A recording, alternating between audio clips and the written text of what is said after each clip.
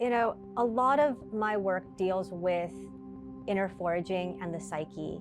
It's connected to my experiences in my childhood home. And I feel like a lot of people can relate to that, especially people who come from backgrounds that deal with ancestral residue, right? Let's say whether it's trauma or colonialism, these kind of aspects are carried through bodies and through generations.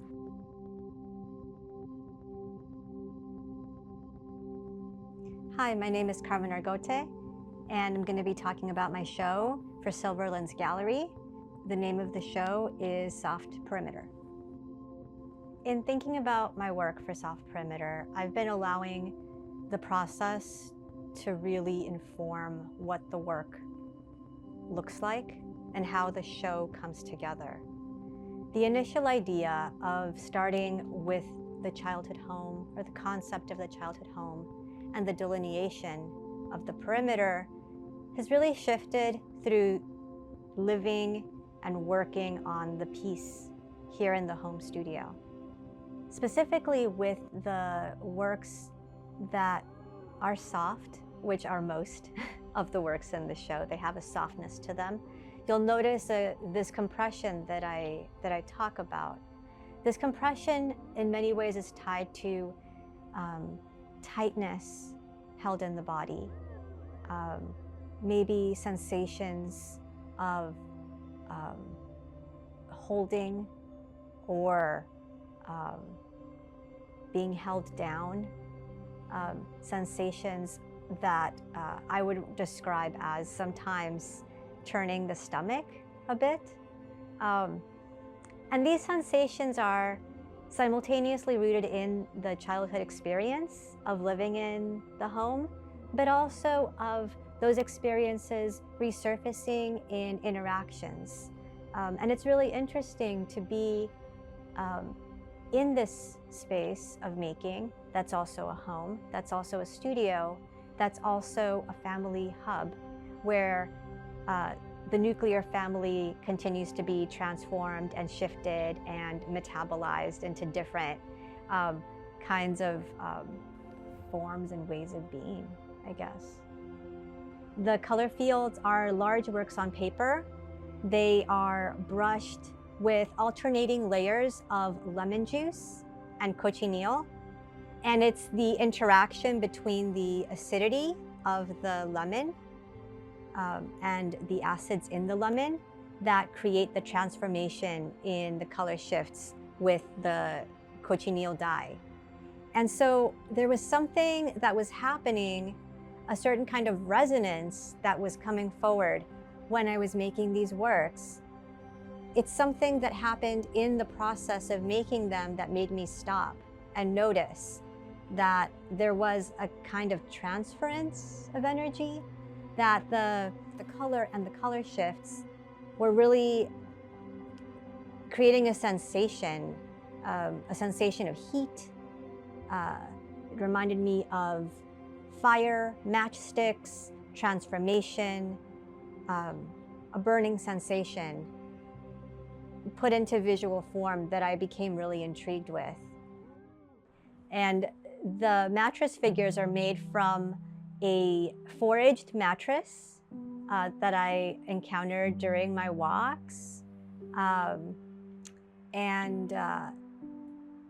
This mattress was transformed into parts of self, really.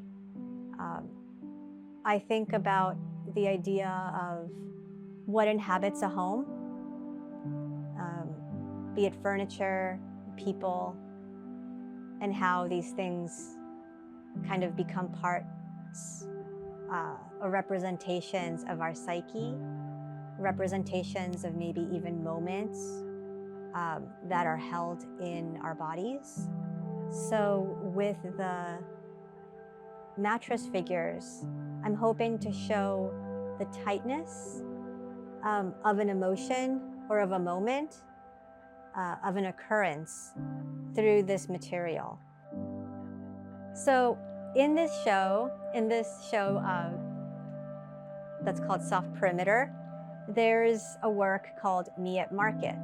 So Me at Market is an iterative work, and it's a work that's had several transformations every time it's shown, and every time it's shown, there's a new configuration in which it sort of navigates itself into art, into the art market, let's say, in this case, in the context of a gallery.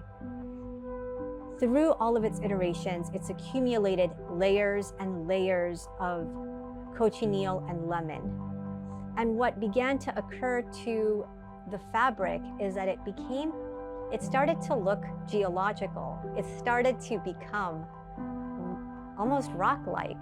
And I became really interested in how the material that started out soft began to harden through all of these different experiences that the material had gone through.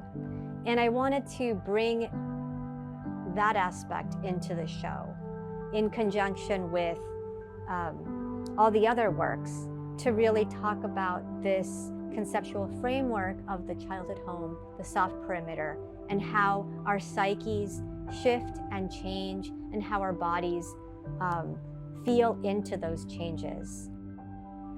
One of the works in the show is made out of avocado as a material. It has to do with the act of searching. It's inspired by my walks, and it also has cochineal. It's made with my fingers, and it really connects to my spiritual practice when making art. I'm really excited to be working with Silverlens Gallery because I feel like it is a space of potential to be able to have conversations across the commonalities of cultures that have histories of colonization and that have worked to transform that and learn from that experience.